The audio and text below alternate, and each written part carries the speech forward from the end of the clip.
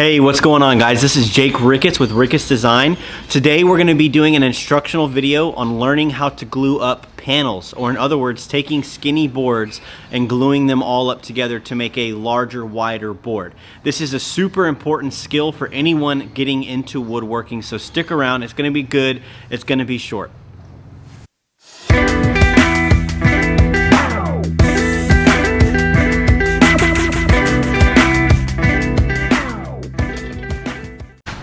Okay, so these are our 3 panels that we're going to be gluing up today. I did not walk you guys through the milling process. I do that a lot, and that's not necessarily needed on this video. But the first thing that we need to do when gluing up our panels is pick the boards that we want, pick the layout we want, and then make sure that we're marking what these are. So this is 1A, 1B, and 1C. Same thing, 2A, 2B, and 2C. That crack is already filled with epoxy and stuff, so that's not anything to worry about. And then 3A, B, and C. So mark your spots on your panels so that way you don't get confused, and make sure that you don't have any cracks. So if you look at this board right here, you see this crack. So right now what we're going to learn is how to get rid of these little small cracks over at the joiner. Alright, so I went ahead and separated the boards for you guys, and I wrote in red crayon just to make it easy for you to see. But this O means outside and this I means inside. And so over at the joiner, we're going to be walking through what this means and where it's supposed to be going in reference to the joiner and in reference to the fence on the jointer. Okay guys, so just to walk you through this real quick. So right here I have an I and I have an O. So the I, like I said, is referencing inside, and the O is referencing outside. And what this is talking about is when I am putting this edge against the joiner, so when I'm cutting this edge on the joiner, then what I'm doing is I'm putting this face that I've written on the inside. So I'm facing this against the joiner. So if my fence is right here like this, then I'm gonna cut this edge, I'm gonna put it like this, up against the joiner. Okay, now when I'm cutting this edge right here, it means outside. That means that I want this face away from the fence of the joiner. So if I'm cutting this face right here, if I'm cutting this edge and this is my fence, then I'm going to take the board and I'm actually going to flip it like that to where the O is facing me because it's outside of the fence, it's away from the fence. So that if there's the reason for this is actually in case your fence on your joiner is not perfectly 90 degrees, if there's any discrepancy whatsoever in your joiner's fence, then this will take that discrepancy away and they will match each other on the cuts because they're opposite of what they should be. So it's not just inside, inside, inside, inside, to where you would end up having a gap like this. Like if there's any discrepancy in your joiner and your faces are coming together, then you're gonna end up having something like that. Okay, and that's what makes this crack right here. But if there's a discrepancy in your joiner and you cut inside like that, then the next one is outside like that, and they're gonna meet like this. So even if it's at like a 45-degree angle on your fence, you can still cut inside and outside and those will meet together flush. But if you cut inside and inside, then it's gonna go like that, or outside and outside, it's gonna go like that. So this is to fix any discrepancy that might be in your joiner, because honestly, oftentimes it's very hard to get a joiner 100% at 90 degrees, and this fixes that issue a ton. Okay, so let me walk you through this real quick. Here's my joiner right here, okay? This is my bed or my table, and this is my fence. So, if I am wanting to cut the I'm wanting to cut inside, and I'm wanting to cut this edge. So therefore, if this is my fence right here, I'm going to take the and I'm going to put it up against the fence, and that's cutting this edge right here along the joiner. Okay. If right after that I'm cutting the O right here, then what I'm going to do is this is the edge that the O is written on, right? So I'm going to take the O and I'm going to face it outside of the fence, and I'm going to run it through my joiner like that. So that way, again, if there's any discrepancy in the fence of my joiner, this big piece of cast iron, if there's any discrepancy and it's not perfectly 90 degrees, then these two cuts will match each other up and they'll be able to fit flushly together instead of creating a crack or a void in my joint. Now if you look, you can see those meet up great. Those boards meet up wonderful. Fixed our crack problem. Okay, now let's get to gluing up. All we're gonna need is this brush, and I like to use Titebond 3 because that is a super good glue, very strong, and it's waterproof. So I use it for basically all of my applications regardless of what I'm making. All right, so we'll flip this up.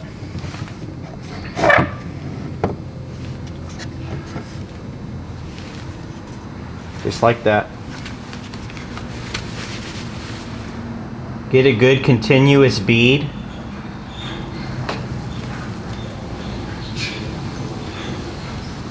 Pardon my arm. Okay. This really does not require a ton of glue. You do not have to absolutely lather your entire board in glue. You want it to have a good amount. You want the entire surface to be covered, but you don't want it to be drooping and globbing with glue. Just needs to be a good coat.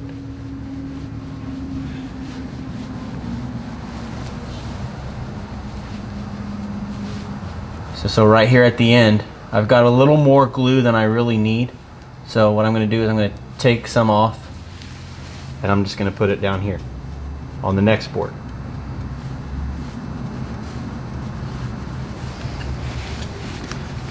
Now I'll start here.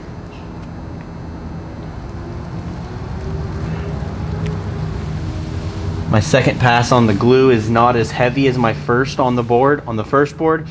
The reason why is because this brush gets all this glue on it and it begins to spread that glue a little better than it did in the beginning.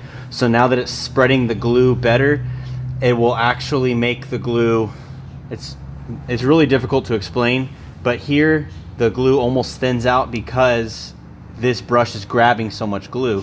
But now that it's grabbed this glue, it's going to be spreading this glue that I've put on rather than grabbing glue into the brush as well.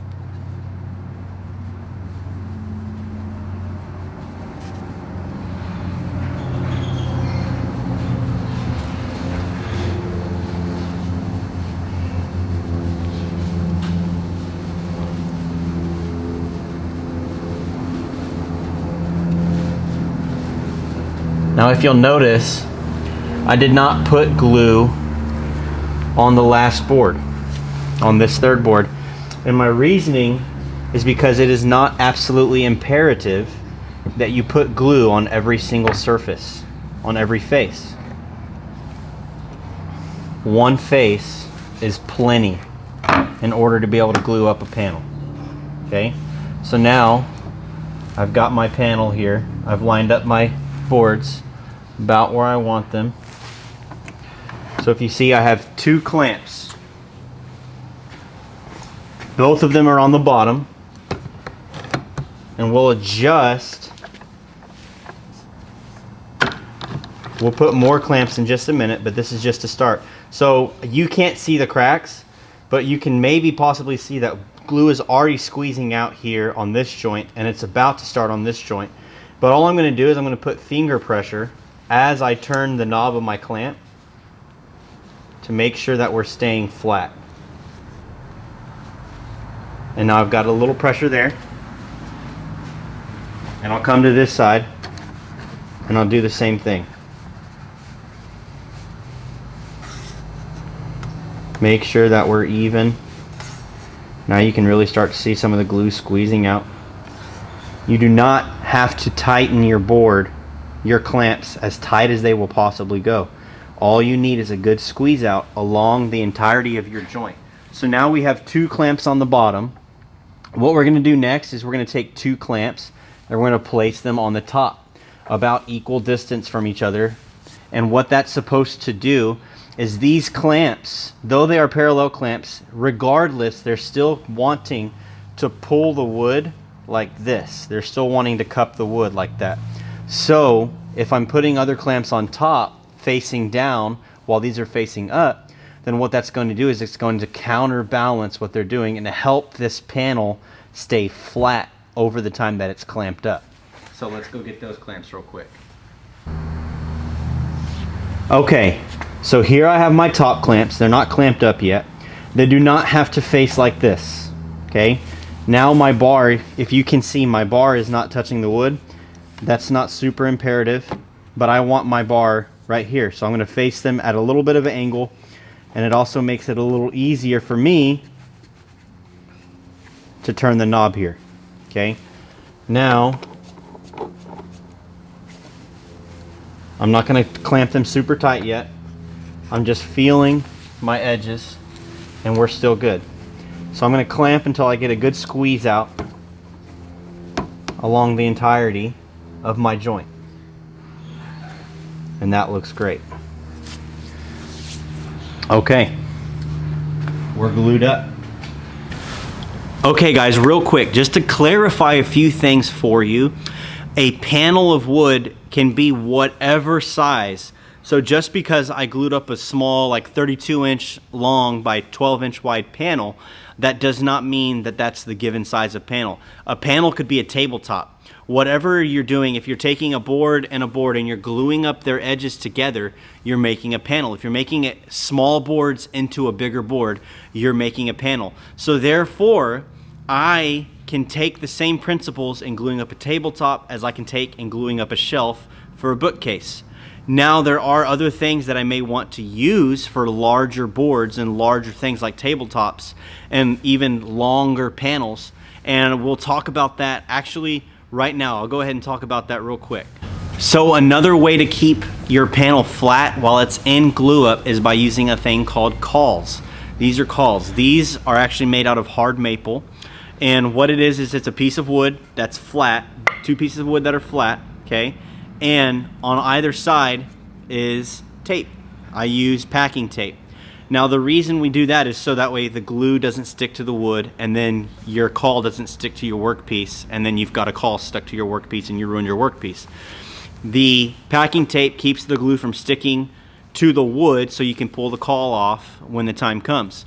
But basically what we would do with a caul is we would stick it across the grain, so it would be perpendicular to how the grain is running, or perpendicular to where the boards are. So if my joints are running this way like this, then my cauls are gonna go like that, if that makes sense. And then I'll have one on the top and one on the bottom. And we'll actually walk through doing cauls in another video. But these cauls, you will take clamps and you'll press on either end, and that will help to keep the panel flat that you're gluing up. An important thing to know is that it's a good idea, I would say a rule, to use cauls that are harder than the wood that you are working on. So our panels are made of red oak, so if I am actually gonna put cauls over red oak, I'm using hard maple, so that's great. Hard maple, super hard, super dense. It's a perfect wood for using cauls. So that is the reason why my cauls are made of hard maple, because basically I can use these cauls with any type of panel I'm gluing up, whether it be pine, walnut, African mahogany, you name it. I can use these cauls to glue those panels up. It needs to be a harder wood or as hard as the wood that you're using. Otherwise, your wood cauls are just going to bend along the wood. They're not going to actually make the wood flatten. So once again, you guys, thank y'all so much for watching. Have an awesome day. We'll see you next time on Ricketts Design. And please leave a comment, like and subscribe to the video, to the channel, and leave a comment and let me know what else you would want to learn or just see me make. But if there's anything you want to learn about woodworking, put it in the comments and I will make sure that I make a video on that for you guys. Thank y'all for watching again. Have a blessed day. Jesus loves you, and stay safe in the shop.